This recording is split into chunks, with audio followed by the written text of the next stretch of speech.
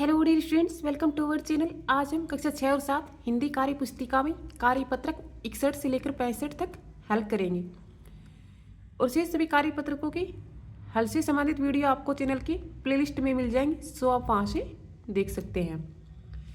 गद्यांश या पद्यांश को पढ़कर समझ के साथ उत्तर दे पाना। दिए गए अनुच्छेद को पढ़कर प्रश्नों के उत्तर दीजिए। यानी कि अपने को गद्यांश दिया हुआ है, इसको पढ़ करके प्रश्नों के उत्तर देना है। डॉक्टर राजेंद्र प्रसाद ने गांधी जी के असहयोग आंदोलन को सफल बनाने में प्रमुख भूमिका निभाई। उन्होंने देश के किसानों की समस्याओं को दूर करने के लिए अनेक प्रयास व आंदोलन किए। भूकंप पीड़ितों की सेवा तथा अत्यंत परिश्रम करने के कारण शीघ्र ही लोकप्रिय नेता बन गई। वकालत की शिक्षा प्राप्त करके थोड़े ही समय में उन्होंने इस क्षेत्र में अपना महत्वपूर्ण स्थान बना लिया था। वे इनके विचारों से इतने प्रभावित थे कि वकालत छोड़कर असहयोग आंदोलन में कूद पड़े और ये ही आगे चलकर भारत के प्रथम राष्ट्रपति बने। यानी हमारे जो देश के प्रथम राष्ट्रपति थे डॉक्टर राजेंद्र प्रसाद, उनके बारे में दिया हुआ है और उन्हीं पे आधारित क्वेश्चन है। Question number first, doctor Rajendra Prasad किन के विचारों से बहुत अधिक प्रभावित थे? तो डॉक्टर राजेंद्र प्रसाद महात्मा गांधी के विचारों से प्रभावित थे। डॉक्टर राजेंद्र प्रसाद किन कारणों से लोकप्रिय नेता बने? तो भूकंप पीड़ितों की सहायता करने तथा अत्यंत परिश्रम करने के कारण।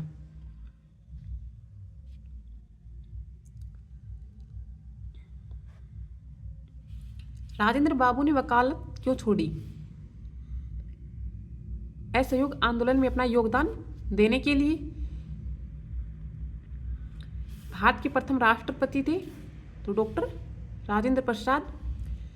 परिश्रम का समानार्थी शब्द है मेहनत, यानी परिश्रम का अर्थ होता है मेहनत, मेहनत करना। क्वेश्चन नंबर 2, दिए गए शब्दों के विलोम शब्द लिखिए। प्रभावित यानी विपरीत अर्थ वाले शब्द अपने को यहाँ पे लिखना है। तो प्रभावित का विलोम होगा अप्रभावित, लोकप्रिय का अलोकप्रिय, सहयोग का असहयोग, सफल का असफल।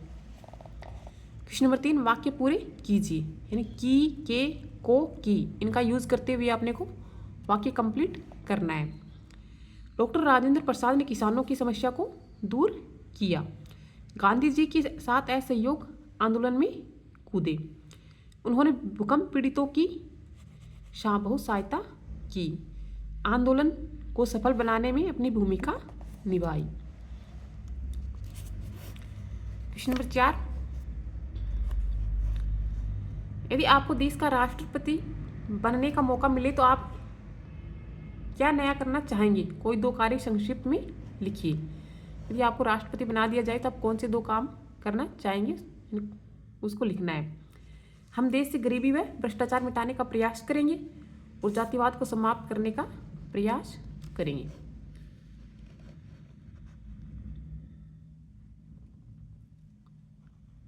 हमारे कार्यपत्रक 61 का सॉल्यूशन कंप्लीट हुआ। अब हम कार्यपत्रक 62 हल करेंगे।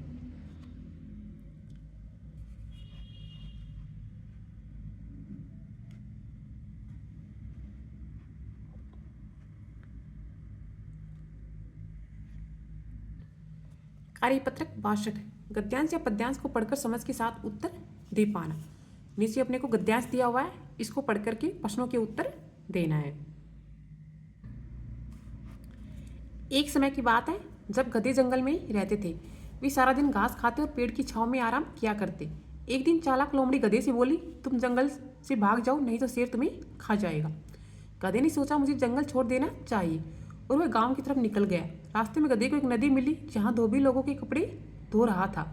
गधे ने धोबी से पूछा, क्या मैं गाँव में रह सकता हूँ? धोबी ने कहा, रह सकते हो, लेकिन इसके बदले तुम्हें मेरी सहायता करनी होगी, फिर तुम गाँव में रह सकते हो। गधे ने कहा, ठीक है, और उस दिन से गधा धोबी के पास रहने लगा। क्वेश्चन नंबर फर्स्ट, देखिए कहानी को पढ़कर नीचे दिए गए प्रश्नों के उत्तर दीजिए। गधे को जंगल में किस जानवर ने डराया? तो गधे को जंगल में चालाक लोमड़ी ने डराया। जंगल को हम और किस नाम से जानते हैं? तो जंगल को हम वन के नाम से भी जानते हैं। छांव का दूसरा नाम यानी दूसरा अर्थ क्या है? छाया। क्वेश्चन नंबर 2, कौन कौन से पशु घास खाते हैं? गाय, भैंस, बकरी, घोड़ा, भेड़ आदि। क्वेश्चन नंबर 3, नीचे दिए गए जानवरों के नाम पढ़कर सही उत्तर पर सही का निशान लगाइए। लोमड़ी, तो लोमड़ी कैसी जानवर है? जंगली जानवर है। गधा, गधा पालतू जानवर। चीता, जंगली जानवर। कुत्ता, पालतू जानवर। क्वेश्चन नंबर 4, नीचे दिए गए रेखांकित शब्द का विलोम शब्द लिखिए। यानी जो रेखांकित शब्द है उनका विपरीत अर्थ वाला जो शब्द विलोम शब्द है उनको लिखना है। नीता धूप में चलते चलते थक गई और रुककर पेड़ की, तो धूप का विलोम होगा छांव में आराम करने लगी। लोमड़ी चालाक जानवर है, लेकिन गधा मूर्ख जानवर है। यानी चालाक का विलोम होगा मूर्ख। मुझे गांव अच्छा लगता है, लेकिन मेरी बहन को शहर अच्छा लगता है। गांव का विलोम है शहर। आज स्कूल बंद है, लेकिन कल खुल जाएगा। बंद का विलोम होगा खुलना। हमारे कार्यपत्रक 62 का सॉल्यूशन कंप्लीट हुआ। अब हम कार्यपत्रक 63 हल करेंगे।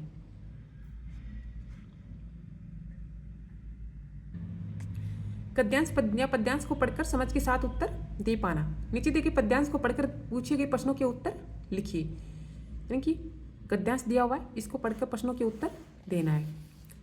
गर्मी का मौसम है। मीना के गांव में बहुत कड़ी धूप है। धूप के कारण दिन भर प्यास लगती है। मोहन बार बार पानी मांगता है।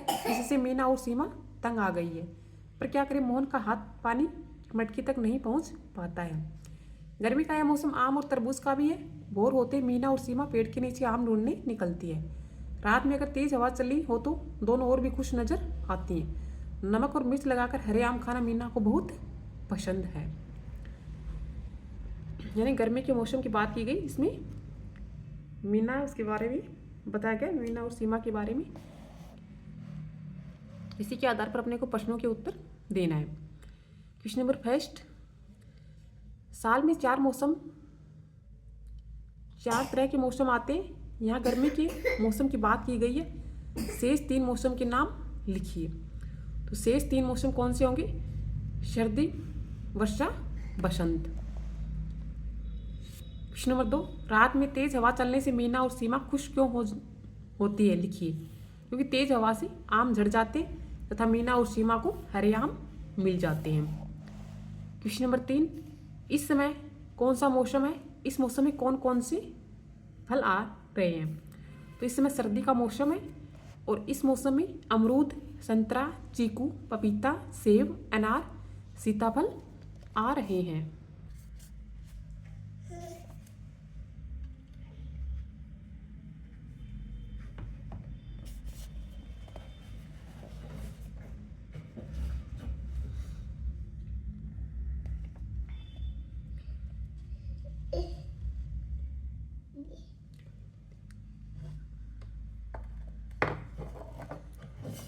क्वेश्चन नंबर 4, आपने अपने घर के आसपास किन किन फलों के पेड़ देखे हैं, उनके नाम लिखिए और साथ ही अपनी पसंदीदा फल का भी नाम लिखिए।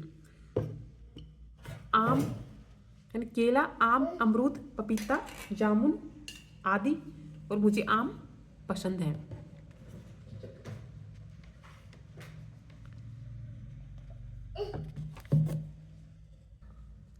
क्वेश्चन नंबर 5, शिक्षक से हुई चर्चा के आधार पर 6 ऋतुओं के नाम लिखिए। तो 6 ऋतुएं होती है, कौन कौन सी? वर्षा ऋतु, शीत ऋतु, बसंत ऋतु, ग्रीष्म ऋतु, हेमंत ऋतु और शरद ऋतु।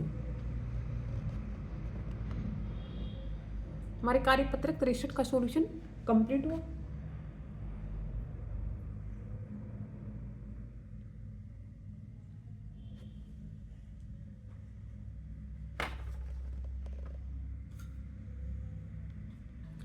कार्यपत्रक 64, गद्यांश या पद्यांश को पढ़कर समझ के साथ उत्तर दे पाना। निम्नलिखित गद्यांश को पढ़कर दिए गए प्रश्नों के उत्तर लिखिए। अम्मा चलकर देखो, मैंने क्या कमाल दिखाया है। पौधा जो रोपा था उस दिन फूल उस पर आया है। उस दिन की ही मेहनत से अब फूल खिला, कितना प्यारा। जिस दिन ढेरों फूल खिलेंगे महक उठेगा घर सारा। तो कोई बच्चा हो अपनी अम्मा को फूल दिखाकर कह रहा कि जिस दिन मैंने पौधा लगाया था, मेहनत की थी, उसका फूल उस पर यानी फूल लगने लग गए और अब बहुत सारे फूल खिलेंगे जिससे अपना घर है वो महक उठेगा। क्वेश्चन नंबर फर्स्ट, उपयुक्त कविता का शीर्षक हो सकता है, तो क्या हो सकता है? मेहनत के फूल। क्वेश्चन नंबर 2, कविता में से विशेषण सब छाट ढूंढ कर लिखिए। विशेषण यानी जो संज्ञा और सर्वनाम की विशेषता बताने वाले शब्द हैं उनको ढूंढ करके अपने को लिखना है। तो कमाल, मेहनत, कितना प्यारा, ढेरों और सारा, ये सभी शब्द क्या है? विशेषण शब्द हैं। क्वेश्चन नंबर 3, बच्चे की मेहनत से फूल खिला है, आप मेहनत से क्या क्या प्राप्त कर सकते हैं? तो हम मेहनत कर अच्छे अंक प्राप्त कर सकते हैं, कोई काम करके पैसे कमा सकते हैं तथा अच्छी नौकरी प्राप्त कर सकते हैं।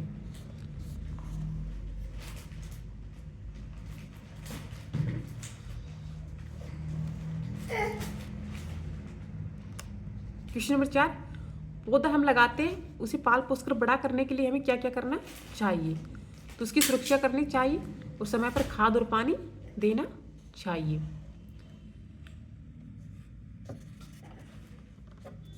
क्वेश्चन नंबर 5, इस पद्यांश में से तुकबंदी वाले शब्द छाट कर लिखिए। तुकबंदी वाले शब्द दिखाया, आया, प्यारा, सारा।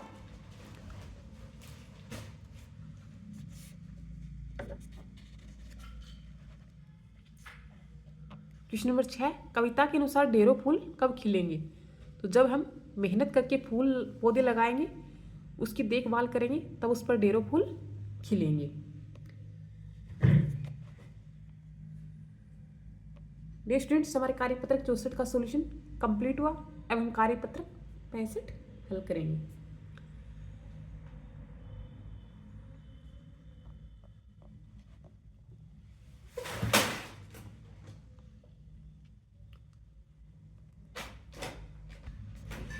विज्ञापन समाचार पढ़कर उनके बारे में समझ पाना, यानी कि विज्ञापन दिया हुआ है, इसको पढ़कर अपने को प्रश्नों के उत्तर देने हैं। नीचे दिए गए चित्र को देखकर निम्नलिखित प्रश्नों के उत्तर लिखिए। नगर निगम जयपुर से संबंधित समस्याओं का समाधान और एक ही नंबर है और अपनी शिकायत फोन से घर बैठे दर्ज कराएं। शिकायत की श्रेणियां दी हुई है। नगर निगम जयपुर द्वारा जनहित में जारी किया गया है विज्ञापन। इसको पढ़कर इसके आधार पर अपने को प्रश्नों के उत्तर देना है।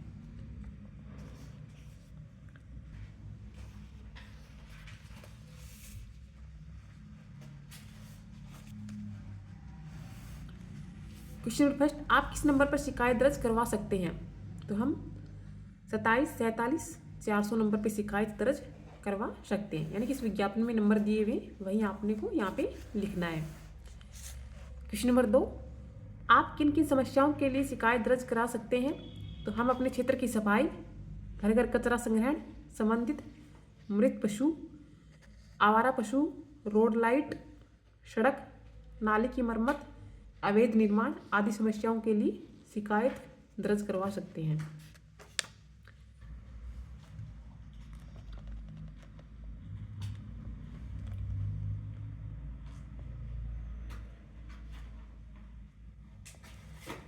क्वेश्चन नंबर 3, शिकायत दर्ज करवाते समय आपको किन किन बातों की जानकारी देनी होगी?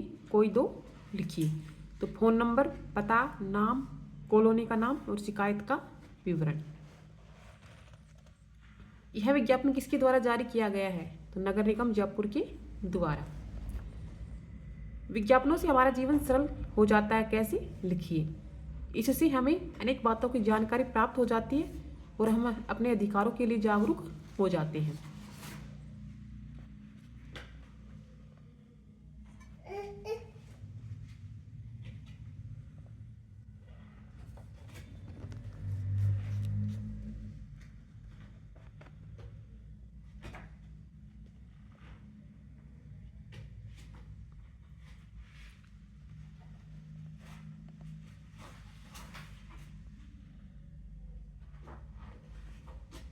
डियर स्टूडेंट्स, यदि आपको वीडियो अच्छा लगे तो like share and subscribe this channel.